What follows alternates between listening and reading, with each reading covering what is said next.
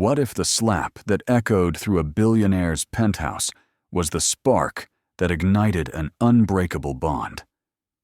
In the heart of New York City's glittering skyline, Alexander Grant, a cold tech mogul haunted by his wife's death, exploded in rage.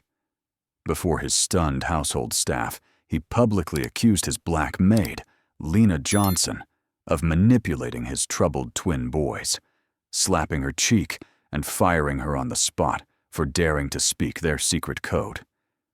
Humiliated and cast out into the rain, Lena walked away with dignity. But little did Alexander know, her intrusion was no threat. It was salvation born from her own painful past in Atlanta's forgotten streets. A shocking truth about that code is about to unravel everything, turning prejudice into profound regret and healing a shattered family. If this tale of hidden empathy and redemption moves you, smash that subscribe button, turn on notifications so you never miss a story, and comment below. Where are you watching from today? Lena Johnson wiped the sweat from her brow with the back of her hand, the humid Atlanta air clinging to her skin like an unwelcome embrace. At 35, she moved through the cramped kitchen of her aunt's diner, flipping burgers on a sizzling grill that spat grease onto her faded apron.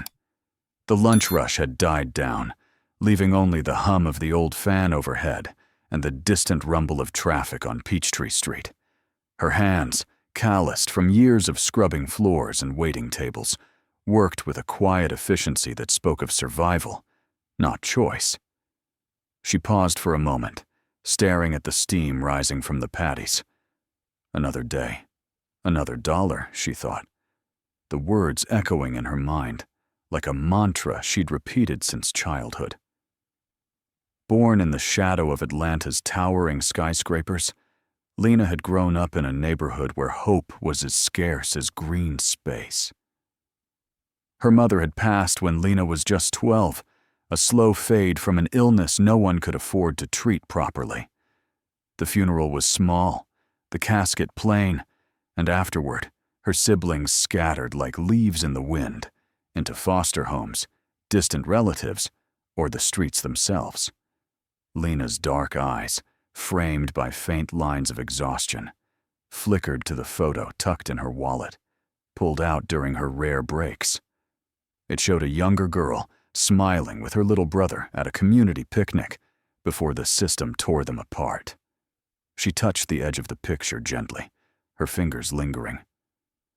"I promised I'd make it better for someone," she whispered inwardly, the memory stirring a deep well of empathy that she carried like a hidden scar. It was that same compassion that had driven her to volunteer at local shelters, reading stories to kids who reminded her of herself, wide-eyed, guarded, whispering secrets in codes only they understood. But life in Atlanta had turned harsher with the economic downturn. Factories closed, jobs vanished overnight, and Lena found herself bouncing between gigs, cleaning offices at dawn, serving coffee in midtown cafes by day. The recession hit her community hardest, where black families like hers were the first to feel the pinch. She'd applied for better positions, nanny roles, even administrative work, but the responses were always the same. Polite rejections, or worse, none at all. "They see the color of my skin before they see my resume," she thought, a bitter edge creeping into her internal monologue. It wasn't paranoia, it was experience. Once, at a job interview for a hotel maid position, the manager had glanced at her braided hair and said, "We need someone who fits our image," his smile too tight, his eyes avoiding hers. Yet Lena persisted with a patience that bordered on saintly. She wasn't one to raise her voice or demand fairness. Instead, she showed it through small acts. Like the time she stayed late at the diner to help a single mother with her crying toddler, humming a lullaby from her own childhood until the child quieted. Her aunt, wiping down counters nearby, had shaken her head. "You're too soft, Lena. This world chews up the kind ones." But Lena just smiled faintly, her full lips curving with quiet resolve. Soft doesn't mean weak, she countered in her mind. It means I bend, but don't break. The move to New York had been a desperate leap. A cousin up north had mentioned openings in high-end households, maids, nannies for the wealthy, who paid well enough to send money back home. Lena packed her life into 2 suitcases, boarding a Greyhound bus that rattled through the night. The city greeted her with its relentless energy. Towering buildings that blocked the sun, crowds that swallowed her whole. She found a shoebox apartment in Brooklyn, shared with 2 other women scraping by. The rent ate half her earnings, but it was a start. Her first few jobs in the Big Apple were short-lived. Cleaning for a family in Manhattan, she'd overheard the wife muttering, "I don't know if I trust her with the silverware." Lena had straightened her back, pretending not to hear, but the words burned. Another gig ended when the employer accused her of laziness for taking a 5-minute break after mopping 3 floors. Always the same story, she reflected, staring out her window at the flickering neon signs. They assume the worst because they don't see me. They see a stereotype. It was during one of those low moments, scrolling job listings on a borrowed phone, that she spotted the ad. Urgent. Nanny maid needed for twin boys in an upscale NYC penthouse. Competitive pay. Must handle challenging behaviors. The name attached was Alexander Grant, a name she'd vaguely recognized from business headlines. Some tech billionaire. Lena hesitated, her thumb hovering over the apply button. Challenging behaviors? She pondered. I've dealt with worse. Her own losses had taught her to read pain in others, to offer a steady presence when the world felt like it was crumbling. She sent her application that night, attaching a simple resume and a cover letter that highlighted her patience with children from her volunteer work. To her surprise, the response came quickly, an interview the next day. As she ironed her best blouse, a plain cotton one faded from too many washes, Lena felt a flicker of hope. Maybe this is the break, she thought, smoothing out the wrinkles. Maybe here I can make a difference. The interview was brief, almost curt. Alexander's assistant eyed her up and down, but the desperation in the ad must have outweighed any biases. The boys are difficult, the assistant warned. They don't talk much. To anyone. Lena nodded, her expression calm. I know it's difficult, she replied inwardly. I've lived it. Starting the job, she entered the penthouse with wide eyes. The marble floors, the views of Central Park like a painting. But beneath the luxury, she sensed the chill.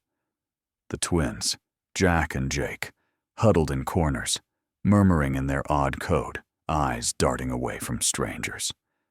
Lena approached slowly, kneeling to their level, her voice soft as she offered a snack. They didn't respond at first, but she didn't push. Patience, she reminded herself. That's the key. Days turned into weeks, and Lena's routine solidified, cleaning in the mornings, caring for the boys in the afternoons. She noticed the subtle slights, Alexander's brief nods instead of greetings, the way staff whispered when she passed. But she focused on the twins, drawing from her Atlanta roots. One evening, as they whispered their code, reversed words like ELPA for apple, she recognized it instantly. It was like the pig Latin games from her neighborhood, where kids hid fears from adults who didn't care to listen. They're scared, she realized, her heart aching. Just like I was. In that moment, her empathy deepened, a quiet strength that would soon be tested. Little did she know, this job would unravel her past and force her to confront the prejudices that had shadowed her life. But for now, she wiped down the counters, humming softly, holding on to the thread of kindness that had kept her going through it all. Alexander Grant leaned back in his ergonomic chair, the sleek lines of his corner office on the 60th floor of a gleaming midtown Manhattan skyscraper framing the chaos of New York City below. At 45, his sharp features, high cheekbones inherited from his English ancestors, a jaw set like steel, were etched with the kind of weariness that came from building an empire. His dark hair, streaked with premature gray, was impeccably styled, matching the tailored suit that cost more than most people's monthly rent. He scrolled through emails on his triple-monitor setup, his blue eyes narrowing at a report on the latest AI breakthrough from his company, Grant Innovations. Another win, he thought, a flicker of satisfaction crossing his mind. But it was fleeting, overshadowed by the void that had haunted him for 2 years. The office buzzed with subdued energy, assistants typing furiously outside his glass-walled domain, the hum of servers in the data center down the hall. Alexander's descent from a middle-class English family in London to American billionaire status had been ruthless.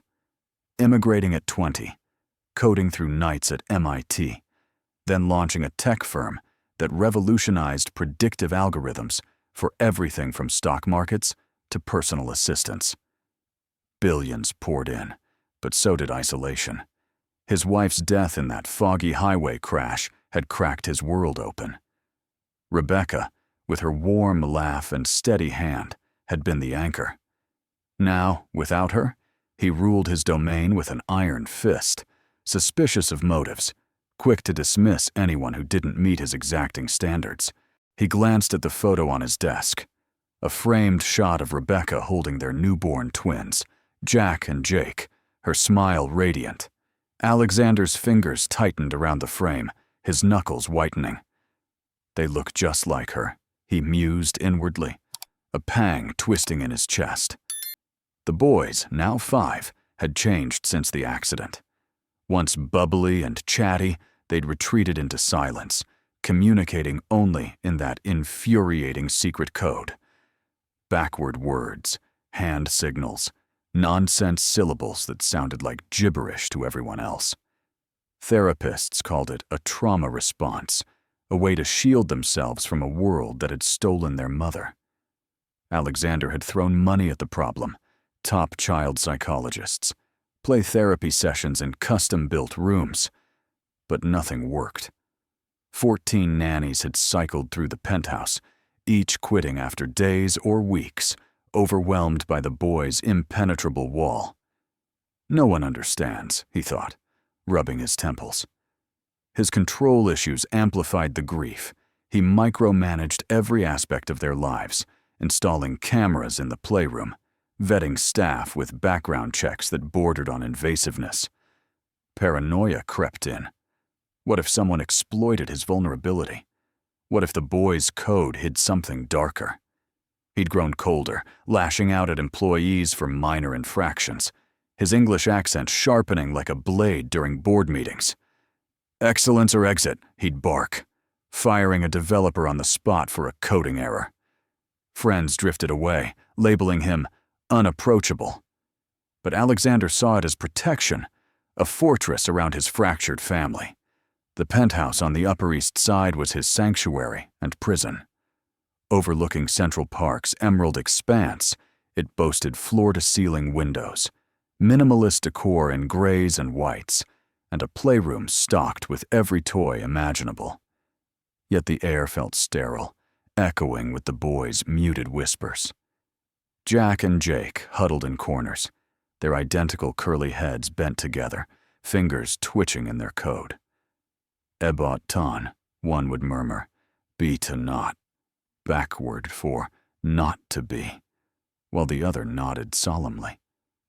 Alexander watched them from doorways, his heart clenching. They're slipping away, he admitted to himself in rare moments of vulnerability. But pride kept him from seeking help beyond professionals. Desperation led to the job posting. After the latest nanny stormed out, declaring the boys impossible, Alexander's assistant suggested broadening the search.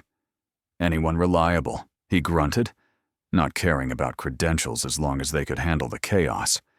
The ad went live. Urgent need for a nanny maid, competitive pay, must tolerate challenging behaviors. Resumes flooded in, but he skimmed them dismissively. Lena Johnson stood out for its simplicity. No frills, just volunteer experience with kids, and a note about patience. His assistant scheduled the interview, and Alexander barely glanced up when Lena entered, her posture straight but unassuming. "You're from Atlanta?" he asked curtly, eyeing her over his glasses. She nodded, her voice steady as she described her background. He hired her on the spot, more out of exhaustion than conviction. She'll do it for now, he thought, already anticipating failure. But deep down, a sliver of hope flickered. Maybe this one would crack the code, or at least keep the household running while he buried himself in work. As weeks passed, tension simmered beneath the surface. Alexander observed Lena from afar, noting how she cleaned with quiet diligence, how the boys didn't recoil from her presence like they did with others. Yet his suspicion lingered, fueled by ingrained biases he wouldn't admit. Outsiders can't be trusted, he rationalized, especially someone from a world so different from his own. The bickering in his mind grew. Part of him wanted her to succeed, to lift the burden. The other braced for betrayal. One rainy evening, as thunder rolled over the city, the storm inside the penthouse brewed. Alexander returned early from a meeting, his coat dripping on the marble foyer. Hearing murmurs from the playroom, he ascended the stairs, his footsteps heavy. Peering in, he saw Lena kneeling with the twins, her lips moving in sync with their code. The boy's eyes lighting up for the first time in months, jealousy and fear twisted in his gut. What is she doing, he wondered, his mind racing to worst-case scenarios. Manipulation? Secrets? The code, once a mystery, now felt like a threat in her hands. His control snapped. Storming in, voice booming, he set the stage for the conflict that would shatter illusions and force truths into the light. But in this moment, as he loomed over them, Alexander was blind to the bridge Lena was building, one that could heal his family if he didn't burn it first. Alexander Grant slammed the door of his sleek black SUV, the rain pelting down like accusations from the gray New York sky. He shook off his trench coat in the private elevator, the ascent to his penthouse feeling longer than usual after a grueling board meeting where he'd just axed a project lead for incompetence. Water dripped from his cuffs onto the polished floor, mirroring the storm raging inside him. Another failure. He seethed inwardly, his mind flashing to the twins. The latest reports from the playroom cameras showed them huddled again, whispering that damn code. No progress. His fists clenched at his sides. The elevator doors slid open with a soft chime, revealing the expansive foyer, marble veins swirling underfoot, a chandelier casting fractured light like broken promises. Alexander tossed his briefcase onto a side table, the thud echoing through the silent space. He paused, ears straining. Usually, the penthouse hummed with the low buzz of staff, the chef prepping dinner, the housekeeper vacuuming. But tonight, a strange murmur floated from upstairs, rhythmic, almost melodic, interspersed with the boys' high-pitched giggles. Giggles? He hadn't heard that sound in months. His brow furrowed, a knot tightening in his stomach. What now? He climbed the curved staircase 2 steps at a time, his Italian loafers silent on the carpet. The playroom door was ajar, warm light spilling into the hallway. Pushing it open, he froze on the threshold. There, on the plush rug amid scattered toys, sat Lena Johnson, her back to him. The twins flanked her, Jack on her left, clutching a stuffed bear, Jake on her right with wide, trusting eyes. Lena's hands moved in gentle gestures, her lips forming words that twisted backward. "Ebton Freda," she said softly, her voice low and soothing. The boys echoed it, their small voices blending in harmony, faces alight with something Alexander hadn't seen since before the accident. Joy. For a split second, time suspended. Alexander's breath caught, a flicker of relief piercing his armor. They're responding. But then suspicion crashed in like thunder. What was this? The code, his boy's private shield, the one no expert could breach, was spilling from her mouth as if it were hers. How? His mind raced, paranoia igniting. She'd been here only weeks, a stranger from some run-down Atlanta neighborhood. Was she eavesdropping, manipulating them for leverage, blackmail? The elite circles he moved in whispered stories of staff turning treacherous, exploiting grief for gain. Not my family, he thought, rage boiling up hot and unchecked. What the hell are you doing? His voice shattered the moment like glass, booming off the walls. The twins flinched, their giggles dying instantly, faces crumpling into fear. Lena whipped around, her dark eyes widening in shock, one hand instinctively rising as if to shield the boys. She stood slowly, smoothing her apron, her cheekbones catching the light. High and proud, but now etched with confusion. "Mr. Grant, She started, her tone calm, measured, like someone used to diffusing tempests. But Alexander didn't let her finish. He strode forward, the room shrinking under his presence. The household staff, a maid dusting in the hall, the chef peeking from the kitchen downstairs, froze, drawn by the commotion. They gathered at the doorway, eyes darting, whispers hushed. Public spectacle be damned. This was his home, his rules. "You're poisoning their minds," he accused, his finger jabbing the air inches from her face. The words hung heavy, laced with unspoken biases. Black maid, outsider, threat. His English accent sharpened the edges, making each syllable a weapon. Lena's composure held, but her eyes betrayed a flash of pain. Not again, she thought, the slap of prejudice too familiar. From Atlanta diners where customers snapped fingers at her, to New York interviews where eyes skimmed past her qualifications. She opened her mouth to explain. The code was no secret to her. It was pig Latin twisted with slang, a lifeline from her childhood streets, where kids hid fears from prying eyes. She'd recognized it in the twins' whispers, used it to draw them out, to let them share their buried grief about their mother's crash. "They're just scared," she said quietly, glancing at the boys who now clung to each other, tears welling. "I was helping them." "Helping," Alexander scoffed, his face reddening. The staff shifted uncomfortably, one maid averting her gaze, another murmuring under her breath. He stepped closer, towering over Lena, his breath hot. In a blur of motion, driven by blind fury and the need to reclaim control, his hand swung out. The slap connected with a sharp crack, echoing through the room like a gunshot. Lena's head jerked sideways, her cheek blooming red, a gasp escaping her lips. She staggered back a step, hand flying to her face, but she didn't cry out. No tears, no retaliation, just stunned silence, her eyes locking onto his with a mix of hurt and defiance. The twins wailed, burying their faces in the rug, their code dissolving into sobs. The staff gasped collectively, the chef covering her mouth, the maid whispering, "Oh God." Public humiliation complete. Alexander had made it a spectacle, his rage on display for all to see. That'll teach her, he thought savagely. But doubt flickered beneath, a whisper questioning his snap judgment.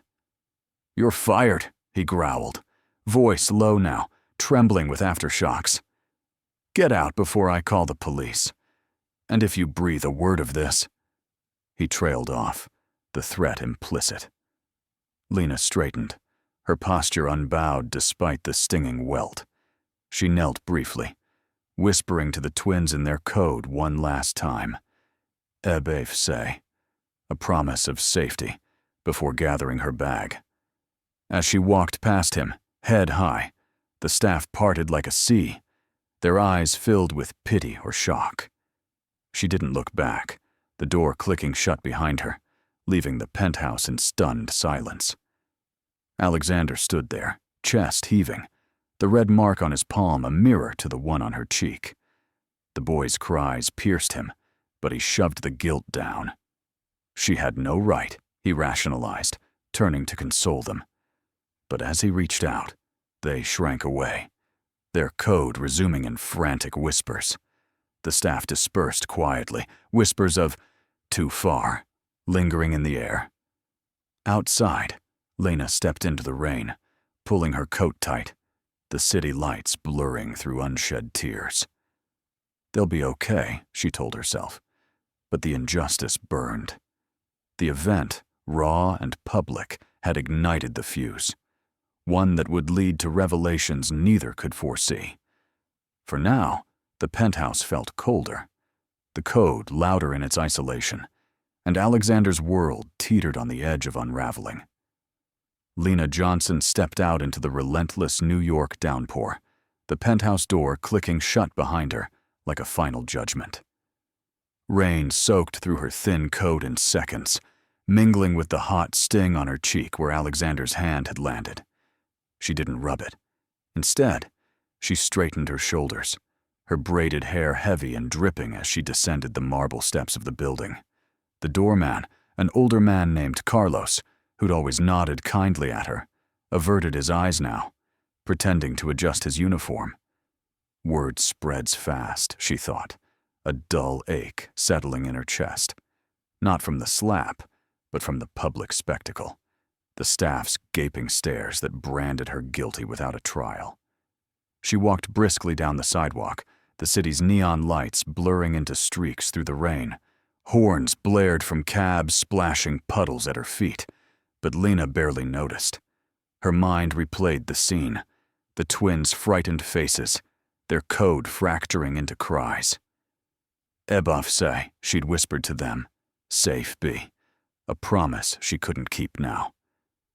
Empathy surged through her, raw and unfiltered, born from her own Atlanta nights, when adults' anger had left her huddled in corners. "They're just kids," she mused inwardly, her steps faltering for a moment. Scared of a world that took their mom. And now this. Reaching the subway entrance, she ducked under the awning, fishing for her Metro card with trembling fingers. A group of tourists glanced at her reddened cheek, whispering before looking away. Lena ignored them, her full lips pressing into a thin line. Not the first time, she reminded herself. Back in Atlanta, a diner boss had once yelled slurs at her for a spilled order, firing her in front of customers. She'd walked out then, too, head high, refusing to let tears fall where they could be seen. Crying was for private moments, like the bus ride home when the weight of injustice pressed down. They assume we're threats, she thought, boarding the crowded train, squeezing into a corner seat. The rocking motion lulled her into reflection, her childhood codes whispered in playgrounds to hide hunger or fear from teachers who didn't care. Pig Latin, backward spells. It was armor for the vulnerable. Recognizing it in Jack and Jake had felt like fate, a chance to heal what she had lost. But anger simmered beneath her patience, a slow burn. He didn't even listen. She seethed internally, staring at her reflection in the darkened window. Dark skin glowing under the fluorescent lights, eyes fierce despite the exhaustion.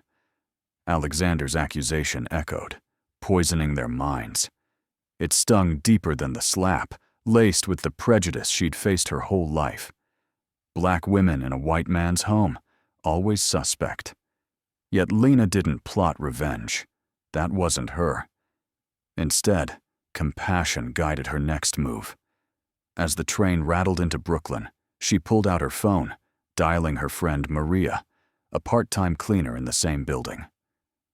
"Hey girl," Lena said softly when Maria answered, her voice steady despite the lump in her throat. "Just check on the boys for me. Let me know if they're okay." Maria's gasp came quickly. "I heard what happened. That slap, Everyone's talking. You all right?" Lena paused, touching her cheek lightly, the skin tender. "I'll be fine. But those kids, they're hurting." She hung up, leaning back against the seat, her mind shifting from victim to observer. "I can't just walk away," she decided, a quiet resolve hardening in her core. As the hero in this unfolding drama, Lena began her vigil from afar. She'd watch, gather strength, prepare to reveal the truth about the code if the moment came. Her empathy wasn't weakness. It was her power, a bridge she could rebuild. Arriving at her cramped apartment, shared with 2 roommates who worked night shifts, Lena let herself in quietly. The space was dim, cluttered with secondhand furniture and the faint smell of takeout. She collapsed onto her narrow bed, the springs creaking under her weight. No tears yet. Instead, she pulled out a small notebook from her bag, jotting a note to herself. "For the boys, don't let fear win." It was a habit from her volunteer days at Atlanta shelters, where she'd counsel kids with similar traumas. "They begged me to stay," she recalled, the twins' small hands clutching her apron earlier that day. Using the code had unlocked their first real words, backward confessions of nightmares about the crash, their mom's face fading in dreams. But now, fired and humiliated, doubt crept in. What if he calls the cops, she wondered, staring at the ceiling cracks. Her resume was spotless, but rumors from a billionaire could ruin her. Jobs were scarce. The economic slump had left her scraping by on odd gigs. Yet Lena's patience held firm. She rose, brewing cheap tea in the tiny kitchenette, sipping it slowly as rain tapped the window. Maria texted, "Boys crying non-stop. Mr. Grant pacing like a caged animal." Lena's heart twisted. He's blind to his own pain, she thought, seeing echoes of her absent father in Alexander's rage, men who pushed away help out of fear. As the hero emerged, Lena began observing actively. She scrolled local nanny forums on her phone, noting posts about Grant's household, desperate ads for replacements, whispers of his temper. He's digging his own hole, she noted inwardly, a plan forming. She'd wait, gather evidence of the boy's decline, perhaps reach out anonymously if needed. Her truth, the code from Atlanta's streets, a tool for survival, could shatter his prejudices. But for now, she focused on self-care, a hot compress on her cheek, deep breaths to steady her pulse. The night wore on, city sirens wailing outside. Lena lay awake, her mind a whirlwind of empathy and strategy. "I'm not done," she affirmed silently, her defiant spirit flickering like a candle in the dark. The slap had marked her skin, but not her soul. As an observer and potential savior, she prepared to step back into the fray, not for revenge, but for the twins who needed her voice in their code. The hero's journey had begun, quiet and resolute, waiting for the right moment to reveal the light. Alexander Grant slammed his fist on the mahogany dining table, the crystal glasses rattling like fragile egos. The penthouse staff scattered at the sound, heads bowed as they cleared the untouched dinner plates. It had been 3 days since the slap, since Lena's abrupt exit, and the silence in the home had thickened into something suffocating. The twins, Jack and Jake, refused to eat, their small bodies curled on the playroom floor, murmuring their code in frantic loops that echoed through the vents. Alexander paced the length of the room, his polished shoes clicking against the marble, each step a declaration of control slipping away. He stopped at the window, staring out at Central Park's rain-slicked paths, the city lights smearing like accusations. She did this, he convinced himself, his jaw clenching until it ached. The image of Lena whispering in that code replayed in his mind, her calm eyes, the boys' fleeting smiles. It gnawed at him, twisting empathy into threat. Outsiders like her always have an angle. His paranoia, sharpened by grief, bloomed into arrogance. He'd built an empire from nothing. Who was she to infiltrate his world? A maid from some backwater Atlanta hood, probably scheming for a payout. The thought fueled him, pushing aside the niggling doubt from the twins' worsening state. That evening, at a high society dinner in a midtown private club, Alexander leaned back in his leather armchair, swirling a glass of aged scotch. The room buzzed with Manhattan's elite, venture capitalists in tailored suits, heiresses dripping in diamonds, all trading stock tips and veiled boasts.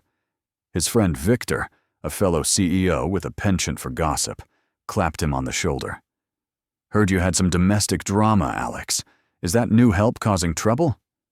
Alexander's lips curled into a smirk, his English accent lending an air of detached superiority.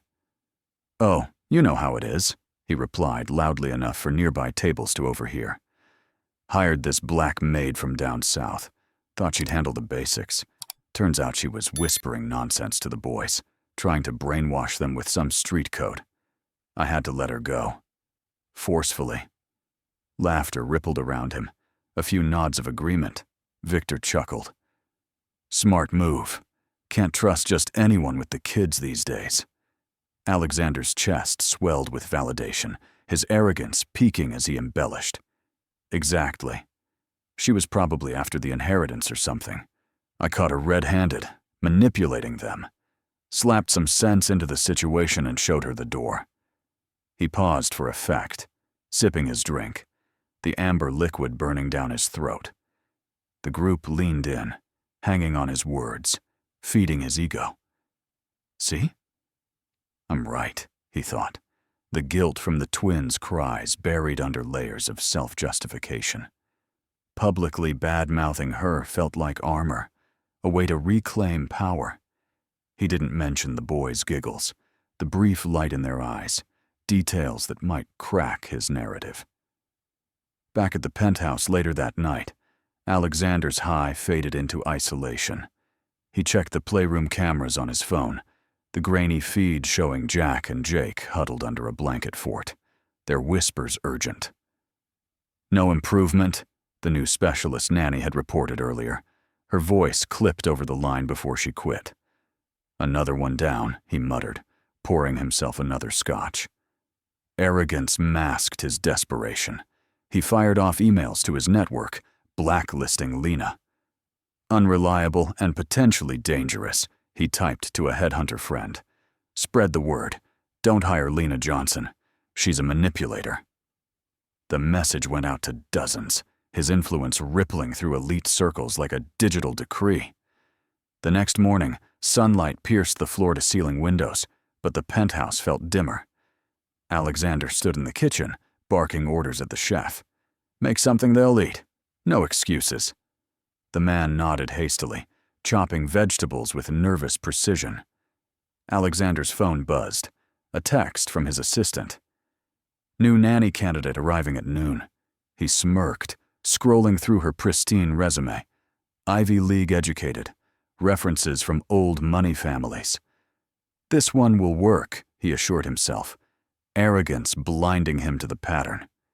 He ignored the therapist's warnings about the boys' regression, dismissing their calls with curt voicemails.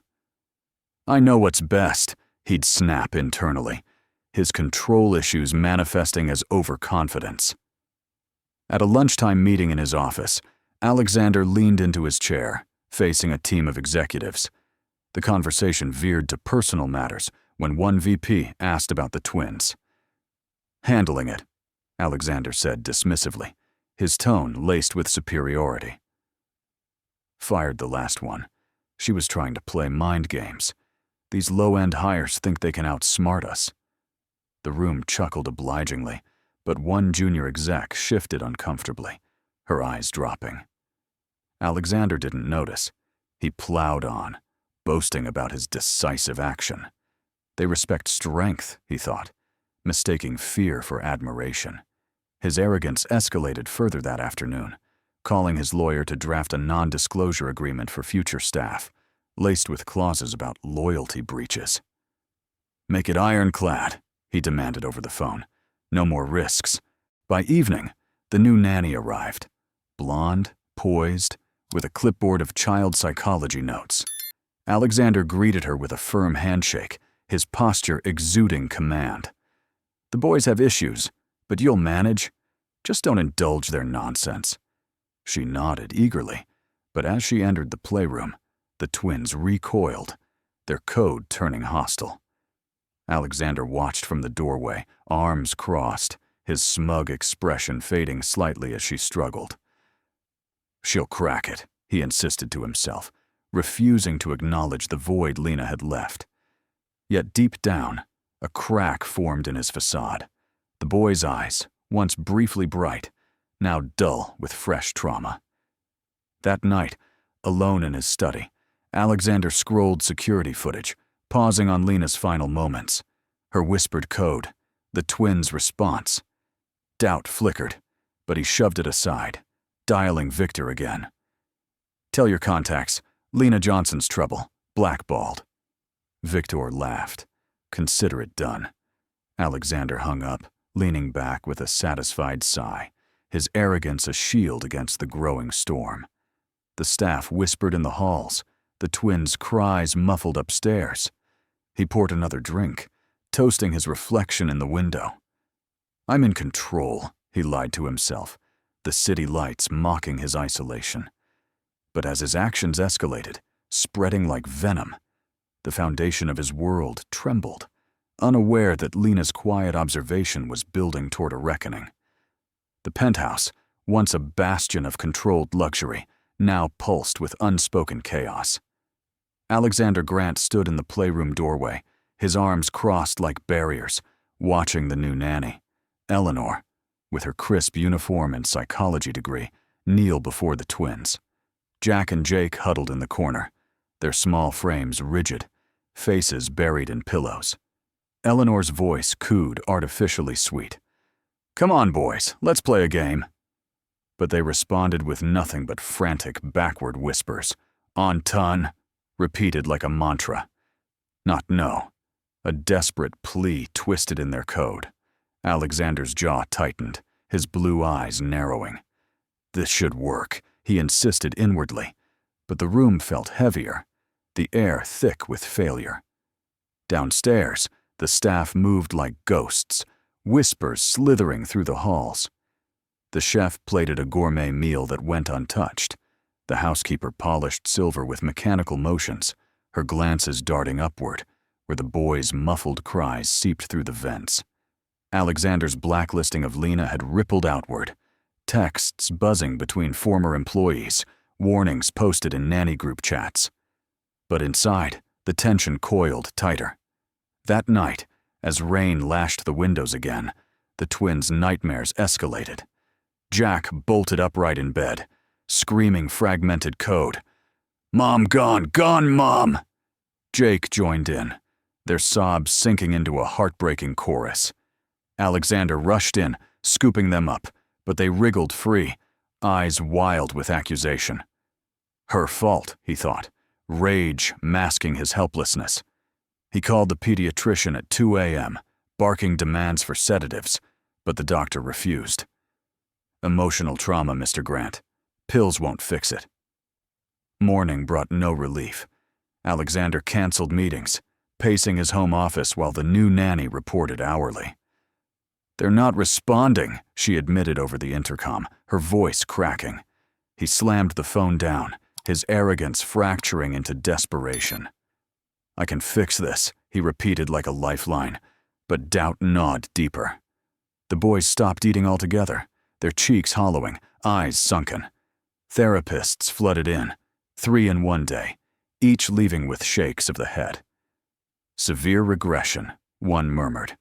"They need consistency, not control." Alexander dismissed her with a wave, his voice booming.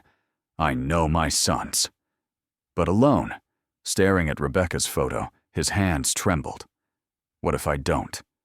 Across the city in Brooklyn, Lena's world constricted like a noose. She sat at her rickety kitchen table, staring at a stack of unpaid bills under the flickering bulb. The apartment, shared with roommates who tiptoed around her now, felt smaller, the walls pressing in. Maria's texts arrived like clockwork. Boys worse today, crying for hours. Lena's fingers hovered over her phone, heart pounding. I could go back, she thought, but fear held her. Alexander's rumors had spread, potential employers ghosting her applications, one even calling to cancel an interview. Heard you had issues with a high-profile family. Can't risk it. Blacklisted in the nanny circuit, her options dwindled to nothing. The economic slump bit harder. Diner shifts she'd relied on were gone, replaced by "we're not hiring" signs. She ventured out that afternoon, raincoat pulled tight, pounding pavements for any work. A coffee shop manager glanced at her resume, then her face, shaking his head. Position filled. At a cleaning agency, the receptionist whispered, "Word is you're trouble." "Sorry." Lena's steps slowed on the subway ride home, the rocking car amplifying her isolation. "Don Vao Jong Kung," she echoed in her mind, the Vietnamese phrase from a childhood friend popping up unbidden, backed into a corner. Her cheek still bore a faint bruise, a physical reminder, but the emotional toll weighed heavier. Nights blurred into insomnia, her notebook filling with notes. Code for crash fear. Help them say it. Empathy warred with self-preservation. She volunteered at a local shelter to cope, reading to kids who mirrored the twins, their eyes lighting up at her pig Latin games. But each session ended with her throat tight, visions of Jack and Jake haunting her. Tension peaked for Alexander midweek. A board member called, concerned about his absences. "Focus on the company, Alex," he snapped back. "Mind your own." But at home, a crisis hit.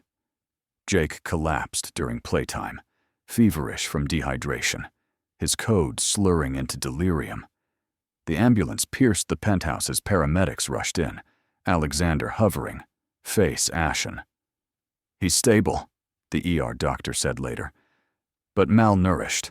Emotional stress is the root." Alexander nodded numbly, guilt clawing up. In the hospital waiting room, he overheard nurses gossiping. "That Grant guy fired the maid who was helping." His arrogance cracked further. He texted Victor, "Any word on that woman?" But Victor replied, "Blackballed her good. She's done." Lena hit her breaking point that same night. Eviction notice slipped under her door. Rent 2 months late. Roommates eyed her warily, one muttering, "Can't cover for you anymore." She sat on her bed, head in hands, tears finally spilling. All because I cared. The slap replayed. Alexander's furious eyes, the staff's silence. Anger flared. He didn't listen. But compassion won. Maria called, "Boys in hospital. Mr. Grant falling apart." Lena's resolve hardened. Don Vao Juong Kung, yes, but not defeated. She packed a small bag, jotting a final note. Truth time. Observing from afar had shown her the boy's decline. Now, pushed to the edge, she decided to act. No more waiting. The hero's fire ignited, ready to confront the storm.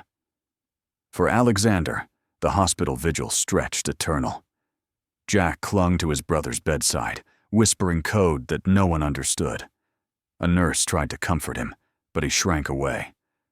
Alexander's hands shook as he dialed yet another specialist. "I was wrong," a voice whispered in his mind, but pride silenced it. The tension wrapped around him like chains, his world unraveling thread by thread. Staff quit en masse, citing toxic environment. His empire cracked. Stock dips from his distraction. Arrogance yielded to panic. He stared at his phone, considering a search for Lena. But ego held. "She'll come crawling back," he thought falsely. Lena, meanwhile, stood at her window, rain streaking the glass. Jobless, homeless looming, reputation in tatters. She was cornered. But in that desperation, strength bloomed. For them, she vowed, stepping into the night. The city loomed, tension electric, pushing her toward the confrontation that would change everything. The walls closed in, but Lena, the victim, turned resilient force, prepared to break through. Lena Johnson gripped the straps of her worn backpack, the rain-slicked streets of Manhattan reflecting the city's harsh glow under her hurried steps. The eviction notice burned in her pocket like a brand, but it was the latest text from Maria that propelled her forward. Boys back from hospital, but silent now. Mr. Grant yelling at everyone. Her breath came in sharp bursts, mingling with the damp air as she approached the towering building on the Upper East Side. The doorman, Carlos, spotted her from afar, his eyes widening behind his cap. He hesitated, glancing up at the penthouse lights, then waved her through with a subtle nod. "Be careful, miss," he murmured, holding the door. Lena managed a tight smile, her full lips curving with determination. "For them," she repeated inwardly, her heart pounding like a drum in her chest. The elevator ride felt eternal, the mirrored walls throwing back her reflection. Braided hair frizzed from the humidity, eyes fierce and unyielding, the faint bruise on her cheek a fading shadow. She smoothed her coat, rehearsing words that had swirled in her mind for days. "He won't listen," doubt whispered, but empathy drowned it out. The twins' faces haunted her, small, vulnerable, their code a cry for understanding she'd once echoed in Atlanta's alleys. As the doors opened to the foyer, she stepped out, the marble cold under her sneakers. Voices echoed from upstairs, Alexander's sharp commands, the staff's muffled replies, and beneath it all, the boys' whispers like a fragile thread. Alexander paced the living room, his tie loosened, sleeves rolled up, a glass of scotch clutched in his hand.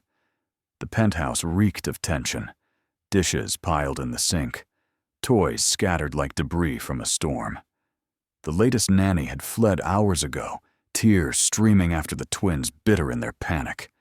He ran a hand through his graying hair, his blue eyes bloodshot from sleepless nights. "This can't go on," he admitted silently, the arrogance that had armored him now cracking under the weight of failure. Jack and Jake sat on the couch, knees drawn up, their code reduced to monotonous loops. No more, no. He approached them, kneeling awkwardly, but they flinched away, eyes glassy with exhaustion. The intercom buzzed, Carlos's voice. "Sir, Ms. Johnson is here. She insists it's urgent." Alexander froze, scotch sloshing in his glass. Fury ignited first. How dare she? But curiosity flickered beneath. "Send her up," he growled, setting the glass down with a clink. The staff hovered in the shadows, the chef peeking from the kitchen, a maid lingering in the hall, their faces a mix of hope and apprehension. Footsteps echoed on the stairs, and there she was.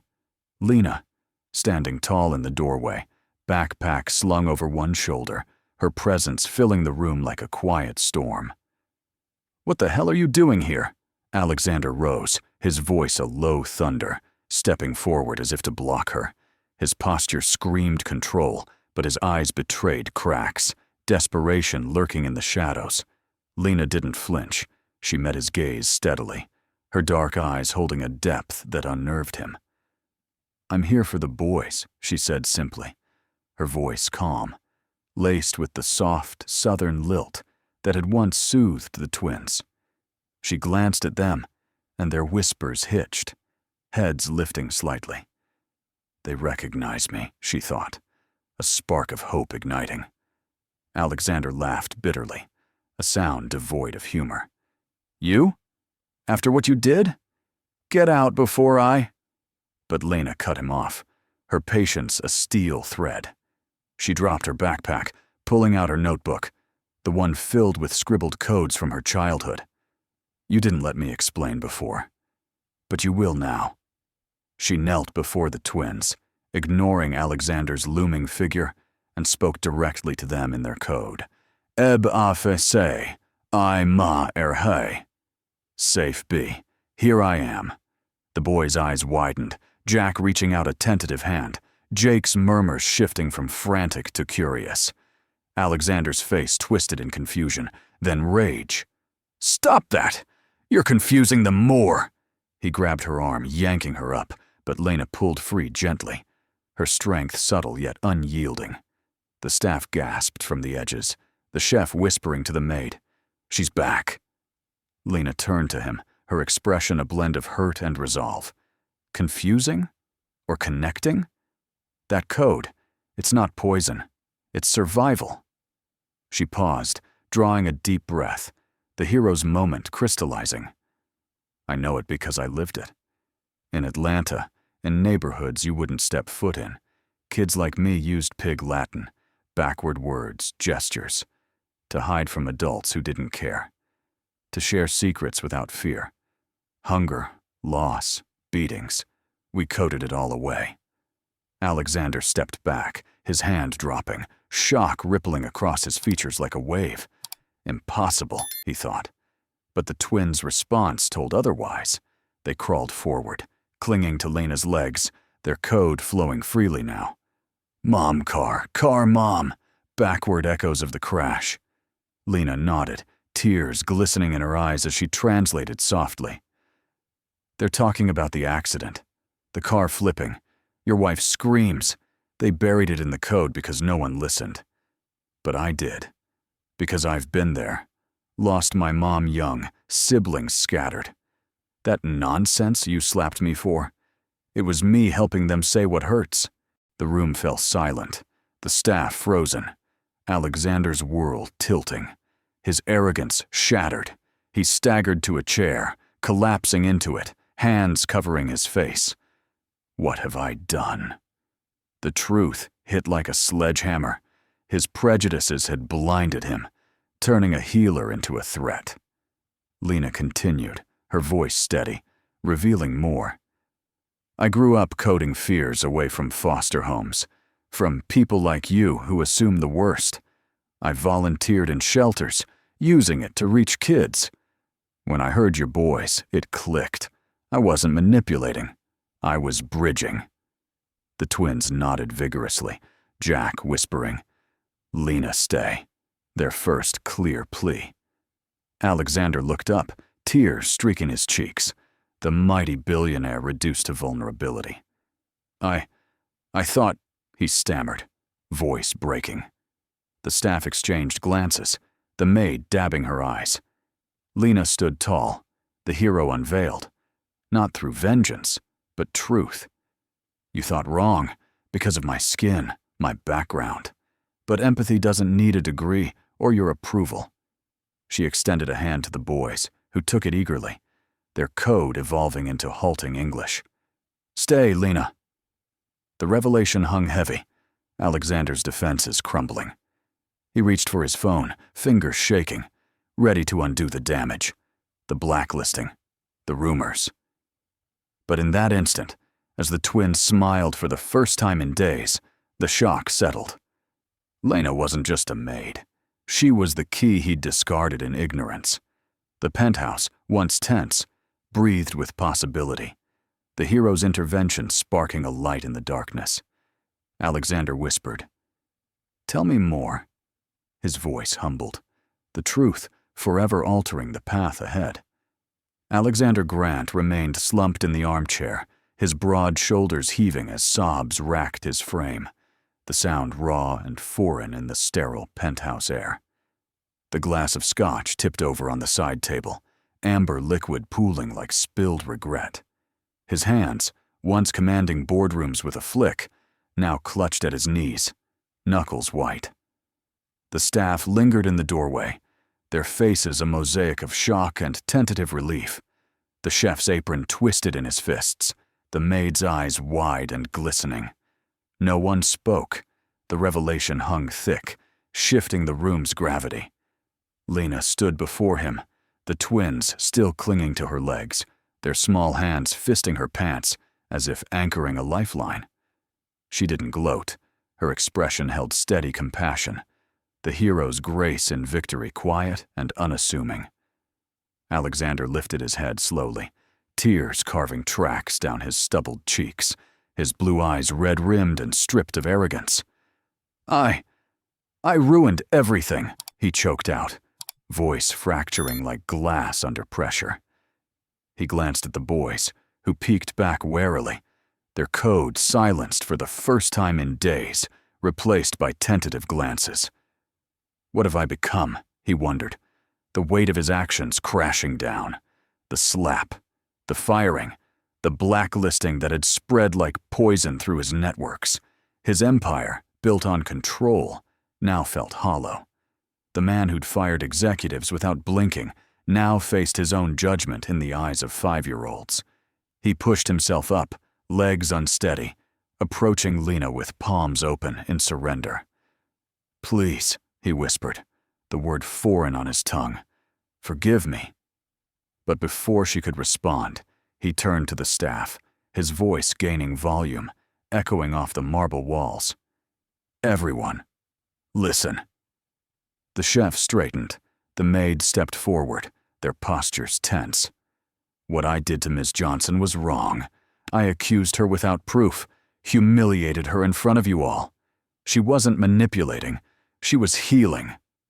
His accent, once sharp as a blade, softened with humility. The staff exchanged nods, the maid murmuring, "We knew," her voice a whisper of vindication. Lena watched, her dark eyes softening slightly, but she held her ground, arms crossing protectively over her chest. Apologies are words, she thought, the bruise on her cheek a faint throb reminding her of the cost. Yet seeing Alexander unravel, the billionaire reduced to please, stirred a flicker of pity. The twins tugged at her, Jack whispering, "Stay." She knelt, hugging them close, their warmth seeping through her coat. "I'm here now," she murmured, her southern lilt a balm. Alexander pulled out his phone, fingers fumbling as he dialed his assistant. "Reverse it all," he barked into the receiver, voice steadying with purpose. "The blacklisting of Lena Johnson, end it. Send apologies to every contact, and wire her back pay, tripled." He hung up, turning to Lena. "Your job. It's yours if you want it. More than that. Advisor, partner in their care, whatever title fits." The staff applauded softly, the chef clapping the maid on the back, their faces breaking into smiles. Lena's name, once whispered in suspicion, now echoed with respect. She was Min On, vindicated in their eyes, the hero who had pierced the veil.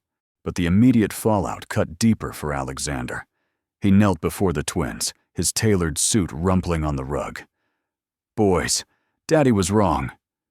Jack and Jake hesitated, then toddled forward, their small hands patting his shoulders awkwardly.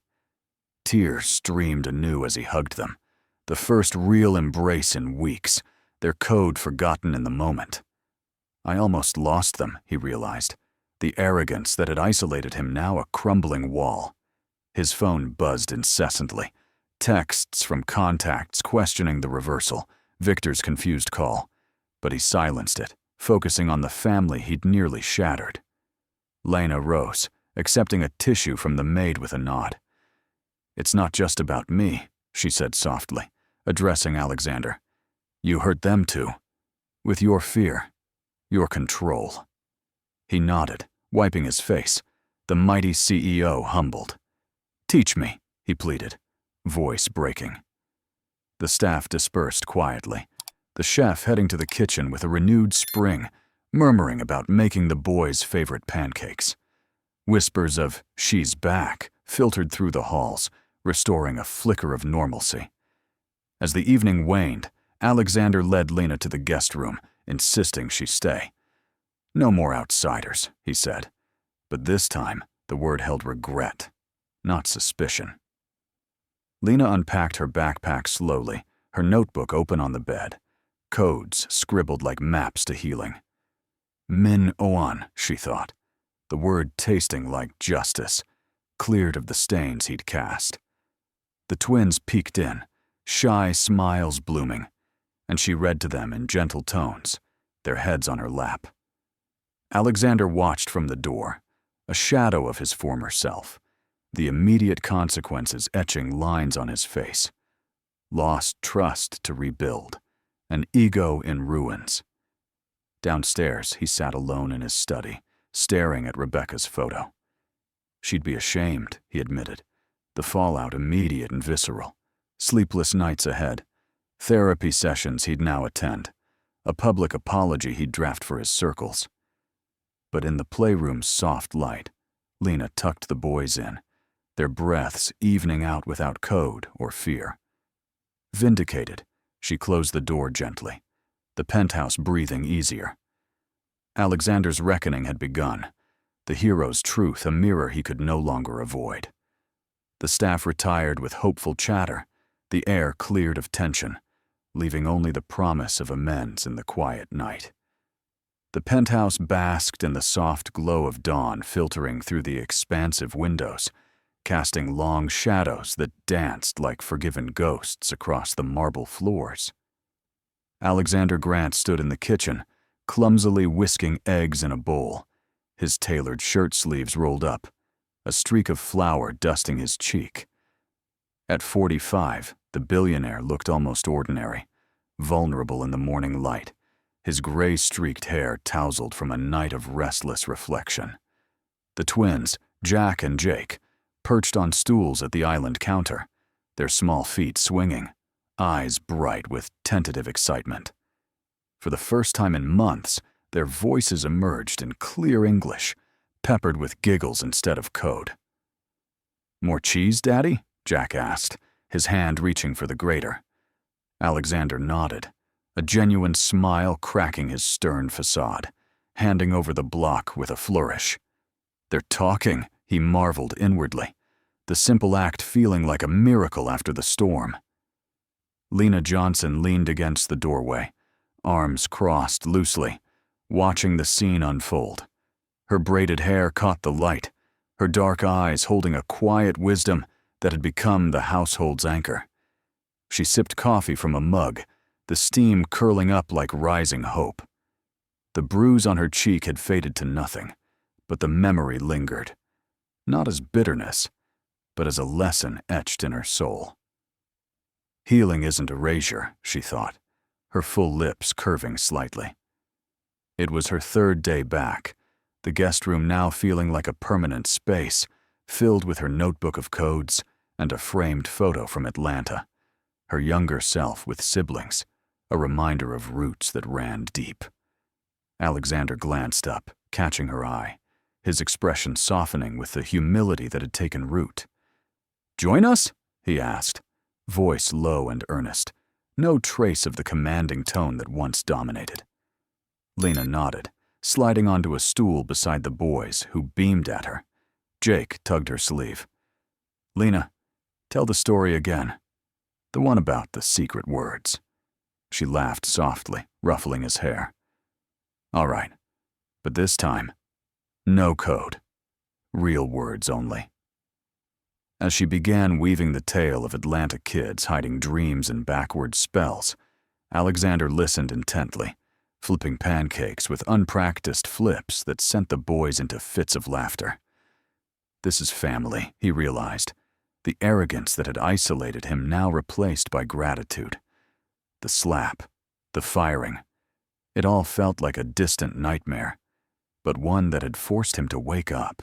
Over breakfast, the conversation turned deeper. Alexander set down his fork, clearing his throat. "Boys." "Lena," he started, his English accent steady but laced with emotion. "I was wrong about so many things. I let fear and prejudice control me. Thought strength meant pushing people away." The twins looked up, forks paused mid-bite, sensing the weight. Lena met his gaze, her patience and silent encouragement. "But you showed me," he continued, nodding at her, "that real strength is connection, listening without judging, seeing beyond differences." Jack tilted his head. "Like our code? It was hiding, but Lena found us." Alexander's eyes misted. Exactly, son. And that's the lesson. Empathy bridges what fear divides. No more walls. Lena placed a hand on Jake's shoulder, her voice gentle. It's not just words. It's choosing every day to understand, to stay when it's hard. The boys nodded solemnly, absorbing the moral like sponges. Alexander reached across the table, his hand covering hers briefly, a gesture of partnership, not power. I've started the foundation, he said, pulling out his phone to show blueprints. The Grant Johnson Center, for kids with trauma, teaching codes as tools for healing, not hiding. Lena's eyes widened, a smile breaking through. He's learning, she thought, the vindication from days ago evolving into shared purpose. The staff, overhearing from the hall, smiled too. The chef prepping lunch with renewed vigor, the maid humming as she dusted. As weeks unfolded, the lesson deepened into daily life. Alexander attended therapy with the boys, sitting cross-legged on the rug as they practiced real talk. No code allowed. He volunteered at Lena's old Atlanta shelter via video calls, his billionaire Polish giving way to awkward but sincere interactions with kids who eyed him warily at first. I was like you once, scared, he'd admit, sharing snippets of his immigrant struggles in England, the losses that hardened him. The twins blossomed, their laughter filling the penthouse, playdates arranged with neighborhood kids where they taught fun codes as games, not shields. Lena led family meetings, her notebook open, guiding discussions on feelings, anger, grief, joy, turning the home from fortress to haven. One evening, under the oak tree in Central Park, a spot they'd claimed for picnics, Alexander gathered them close. The sun dipped low, painting the sky in golds and pinks. We've all been broken, he said, voice thick, but together we're stronger. That's the truth Lena brought. The boys nodded, Jake whispering, no more hiding. Lena squeezed Alexander's hand, her empathy the glue. Connection over control, she reflected, the moral crystallizing. True bonds transcend prejudice, wealth, and pain. They're forged in understanding, chosen daily despite flaws.